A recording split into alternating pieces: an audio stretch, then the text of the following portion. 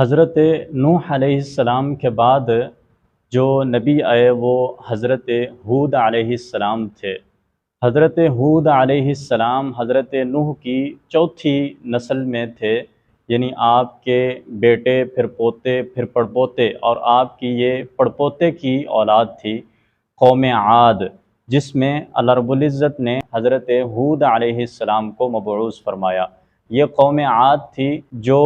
حضرموت اور عمان کے درمیان میں واقع تھی، اور وہاں ریت کے جو ٹیلے تھے، ان ریت کے ٹیلوں میں انہوں نے بڑے بڑے گھر بنائے ہوئے تھے، بڑے بڑے ستونوں والے۔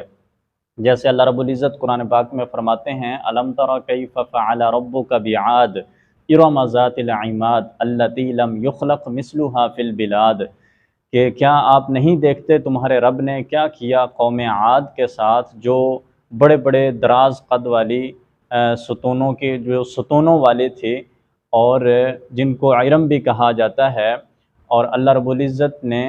ان کے جیسا کوئی بھی نہیں پیدا کیا کسی علاقے میں، اس وقت کسی بھی بستی میں کہیں بھی اللہ رب العزت نے ان جیسی قوم پیدا نہیں کی، یعنی ان کے مثل لوگ نہیں تھے، بڑے مضبوط، طاقتور اور بڑے لمبے قد والے لوگ تھے۔ اللہ رب العزت نے ان کی طرف حضرت ہود علیہ السلام کو مبعوث فرمایا۔ وَإِلَىٰ عَادٍ أَخَاهُمْ هُودًا قَالَ يَا قَوْمِ اعْبُدُوا اللَّهَ مَا لَكُم مِّنْ إِلَٰهٍ غَيْرُهُ، کہ اللہ تعالیٰ نے قوم عاد کی طرف ان کے بھائی حضرت ہود علیہ السلام کو مبعوث فرمایا، جنہوں نے ان کو یہ بتایا کہ تم کیوں اللہ کے علاوہ کسی کی عبادت کرتے ہو۔ تو حضرت ہود علیہ السلام کی قوم نے بھی اسی طرح سرکشی کی اور بت پرستی کرنا شروع کر دی، اور اس کے 3 معبود انہوں نے بت بنائے، سمد، سمود اور ہر، اور ایک قول کے مطابق ان کے اور دوسرے نام بھی موجود ہیں۔ تو ان لوگوں نے بت پرستی شروع کی، جس کی وجہ سے اللہ کے نبی حضرت ہود علیہ السلام نے ان کو بت پرستی سے منع کیا، اور دوسری وجہ یہ تھی کہ انہوں نے تکبر کیا اور یہ سمجھتے تھے کہ ہم طاقتور لوگ ہیں، ہم بڑے قد والے ہیں، دنیا میں ہماری مثل کوئی نہیں ہے، تو یہ اپنے آپ پر تکبر کرتے تھے اور اپنی اکڑ میں رہتے تھے، جس کی وجہ سے اللہ تعالیٰ نے ان پر عذاب نازل کیا۔ اور ان پر عذاب کیا اترا کہ پہلے اللہ تعالیٰ نے ان کی طرف سے بارش کو روک لیا اور ان پر قحط نازل کیا۔ جب یہ قحط میں مبتلا ہوئے اور بارش کے لیے دعائیں کرتے تھے، بارش کا انتظار کرتے تھے، اور انہوں نے نبی سے کہا کہ آپ ہمارے لیے بارش کی دعا کریں، تو اللہ رب العزت نے جب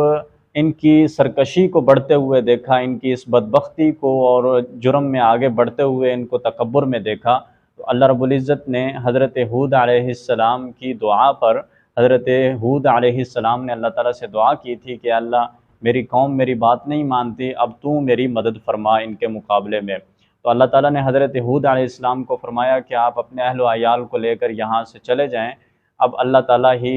اس قوم کے ساتھ جو بھی برتاؤ کرے گا وہ اللہ فیصلہ کر چکا ہے۔ تو اللہ رب العزت نے ان پر پہلے ہوا چلائی، اور یہ ہوا 7 دن اور 8 راتیں یا 8 دن اور 7 راتیں مسلسل ان پر چلتی رہی، یعنی 1 ہفتہ مسلسل ان پر ہوا چلی، اور یہ اتنی تیز ہوا تھی کہ جس نے ان کے خیموں کو اڑا دیا، ان کے گھروں کو گرا دیا، اور ایسے لوگ، یہ اتنی تیز ہوا تھی کہ جو غاروں میں چھپے ہوئے لوگ تھے اور مکانوں میں چھپے ہوئے لوگ تھے، ان کو بھی اڑا کے باہر لا پھینکتی تھی، اور جس کی وجہ سے بڑی کثیر تعداد میں اس قوم کے لوگ ہلاک ہو گئے۔ جو چند لوگ بچے ہوئے تھے وہ دعائیں کر رہے تھے بارش کے لیے، تو اللہ رب العزت نے ایک بادل بھیجا ان کی طرف۔ جب قوم نے بادل کو آتے ہوئے دیکھا تو بڑے خوش ہوئے، اور وہ سمجھنے لگے کہ شاید یہ ہماری طرف رحمت کے بادل ہیں اور یہ بارش برسائیں گے، ہمارا قحط ختم ہو جائے گا، آزمائش ختم ہو جائے گی۔ لیکن جب یہ بھاگ کر اس بادل کے نیچے آئے بارش کے لیے، تو اللہ رب العزت نے آسمان سے ان کے اوپر آگ برسائی اور ان کو جلا کے راکھ کر دیا۔ ان کو یہ اللہ رب العزت نے ایک دردناک عذاب دیا، اور یہ اس کا انجام تھا کہ انہوں نے حق کو قبول نہیں کیا اور تکبر کیا اور وقت کے نبی کو جھٹلایا، جس کی وجہ سے اللہ رب العزت نے ان پر عذاب نازل کیا۔ اسی وجہ سے حضرت عائشہ صدیقہ رضی اللہ تعالی عنہا فرماتی ہیں کہ جب بھی آندھی آتی تھی یا بارش ہوتی تھی تو نبی کریم صلی اللہ علیہ وسلم آپ کی طبیعت پر بڑی گراں گزرتا تھا، اور آپ کا چہرہ متغیر ہو جاتا تھا، اور آپ کی طبیعت بے چین ہو جاتی تھی۔ نبی کریم صلی اللہ علیہ وسلم کبھی اندر تشریف لاتے تھے، کبھی باہر تشریف لاتے تھے، اور ایسی صورتحال میں نبی کریم صلی اللہ علیہ وسلم کبھی مسجد میں تشریف لے جاتے اور وہاں جا کر عبادت میں مشغول ہوتے، ذکر اذکار میں، دعاؤں میں، اور اللہ سے استغفار کرتے۔ اور حضرت عائشہ صدیقہ رضی اللہ تعالیٰ عنہ فرماتی ہیں کہ جب بارش ختم ہوتی تو پھر نبی کریم صلی اللہ علیہ وسلم کو سکون اور چین ہوتا تھا۔ اور جب ہم نے پوچھا کہ یا رسول اللہ اس کی کیا وجہ ہے، تو اللہ کے نبی یہ فرماتے تھے کہ ہمیں کیا معلوم کہ یہ وہ ہوا ہو جو حضرت ہود علیہ السلام پر اللہ تعالیٰ نے چلائی تھی، یا یہ وہ بارش ہو جو حضرت ہود علیہ السلام پر اللہ رب العزت نے نازل کی تھی۔ یعنی ہماری قوم کی بدعمالیوں کی وجہ سے کہیں ایسا نہ ہو کہ ہم پر بھی اللہ کا عذاب نازل ہو۔ تو جب تک بارش ختم نہیں ہو جاتی تھی، نبی کریم صلی اللہ علیہ وسلم کو چین نہیں آتا تھا، اور آپ اللہ کی بارگاہ میں گڑ گڑاتے تھے اور دعائیں کرتے تھے اور استغفار کرتے تھے اپنی قوم کے لیے۔